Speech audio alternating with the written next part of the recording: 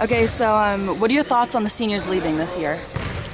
Well, it's going to be difficult. I mean, I've coached for a lot of years, and every time you have a senior night, you're a little emotional because you know that for them it's kind of the end of something. But on the same side, we want to look positive. It's the start of their new career. They're going to go out to business. I think Lorenzo Callero has a chance of playing some pro ball overseas. And Charles Anderson, depending upon what he wants to do, it'd be interesting to see what his career takes. But three great young men have really been, key components of buying into a new coach, a new philosophy. And, they've qualified for the Big West tournament and online to graduate, so we're excited for their future. Is it kind of bittersweet to see them go? It is. I mean, you don't want to see guys go, but you also know that's what you sign up for. You sign up and you want guys to be able to grow and move on and fulfill their dreams, but it's still an emotional time for them to realize, hey, basketball's kind of come to an end and your last game in Mott Gym is over. What are your thoughts going into the last game? Well, I think number one is that we're excited. We're excited to have a winning record. We're excited to go to the Big West Conference Tournament, and we're excited to play more basketball. It's March, and anybody who follows sports knows March means March Madness. It's college basketball. What are your thoughts on the season overall? We've had a good year. I think we can do a little bit more to have a great year. I still think that we have a couple more big wins in us. Huge game here Saturday. Try to finish up the season with a positive note by knocking off Irvine, and then going on to the Big West Conference Tournament. We believe that we can win 4 games there or 3 games there, depending on our seed. And who knows, get on a hot streak and end up being in the NCAA tournament. So we're very excited. A lot of basketball ahead of us. What are you guys doing to really prepare for this last game and the last game for the seniors?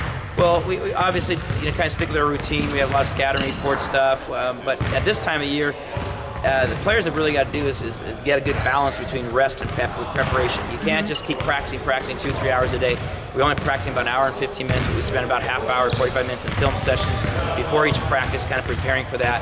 And then also we kind of put it in perspective of the intensity that's needed for each game and getting the rest to get ready for Saturday night. Was the home court advantage what you expected it to be when you first came here? Well, Saturday night's victory against Santa Barbara exceeded my expectations. We had standing room only, sellout crowd, students into it, and a fantastic victory against the #1 team in conference. What does it mean to you to end your season at home in front of the crowd? I love finishing the year up at home. It's kind of an anticlimactic sometimes when you have senior night, then you got to go on the road for 2 more games. So just being here at home, playing well, having momentum going to the tournament, everybody will be excited about that. Is there anything else you'd like to say? Well, I think that the number one thing is one of the reasons I looked at Cal Poly as a great opportunity to coach was what an unbelievable great place to be part of a community, San Luis County as a whole. Number 2, we said Cal Poly has a home court advantage. The students, the maniacs, community selling out a gym.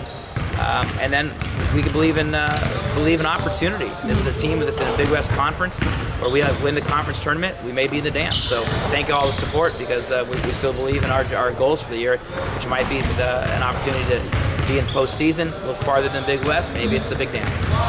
As the season comes to a close and with these guys, and you got 3 guys leaving, what are you going to miss the most about this team in particular, this set of guys in particular? Well, I'm going to miss the diversity that we have with those 3 seniors and the fact that Lorenzo is an even keel guy. Maybe that's why I got his name Keeler. He's just he's always pretty steady. His emotions are pretty steady. He's very easy to coach. He's very likable a player. Ryan Darling has as much energy, enthusiasm, and the biggest smile of any guy I've coached and brings optimism. And Charles Anderson, I tell you what, guy is so reliable, so loyal. Throughout the year, he was in a situation where he wasn't sure of his role. And in the last month or so, he's just hit fire. He's knocking down shots. He's being one of the top defenders. And so they all offer something different. And that kind of richness and diversity that they do on the court as people off the court, that's what makes basketball exciting. We're teaching and working with a family of different types of people. All right, I think that's it. Perfect. Awesome.